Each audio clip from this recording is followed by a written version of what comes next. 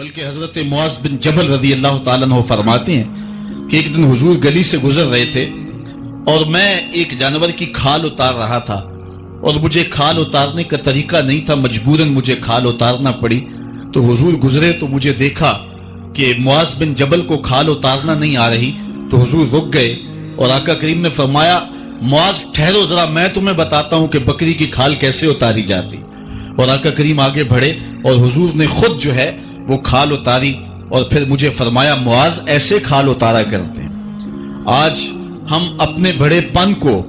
اور اپنی عظمت کو اس انداز سے لوگوں کے سامنے رکھنا چاہتے ہیں کہ ہم جو ہے وہ ٹشو کا ایک ٹکڑا بھی نہیں پکڑ سکتے، اور وہ بھی پکڑانے کے لیے ہمارے پاس ایک خادم موجود ہوتا ہے۔ لیکن آقا کریم علیہ السلام کی زندگی اور حضور علیہ السلام کی سیرت کی سادگی کا حسن اور جمال یہ ہے کہ حضور اپنے کپڑوں کو خود مرمت کر لیتے ہیں اور اپنے دیگر کام خود کرتے ہیں اور بطیب خاطر کرتے ہیں، اور اس میں کوئی چیز اپنے لیے شرمندگی کی محسوس نہیں کرتے ہیں۔ حضرت حسن رضی اللہ تعالی عنہ حضور علیہ السلام کے نواسے بھی ہیں اور آقا کریم علیہ السلام کی صحابیت کا شرف بھی پایا ہے۔ کہتے ہیں کہ کانا یجلس علی الارض، حضور علیہ السلام کی سیرت یہ ہے کہ حضور زمین پہ بیٹھ جاتے تھے۔ زمین پر بیٹھنے میں حضور شرمندگی محسوس نہیں کیا کرتے تھے، اس کو اپنے سٹیٹس کے خلاف نہیں سمجھا کرتے تھے۔ زمین کے اوپر حضور بیٹھ جایا کرتے تھے اور فرماتے ہیں وَيَطْعَمُ، اور زمین کے اوپر بیٹھ کر کے حضور علیہ السلام کھانا تناول فرمایا کرتے تھے۔ حضور کی عادت یہ تھی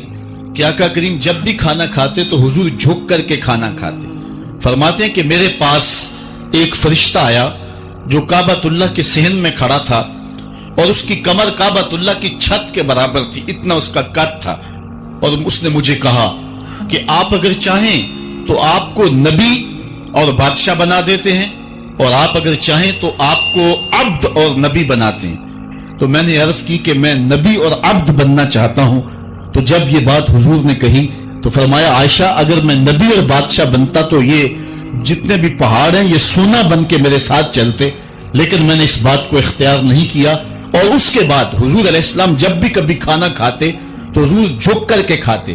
جس طرح مالک کی دہلیز سے خیرات ملتی ہے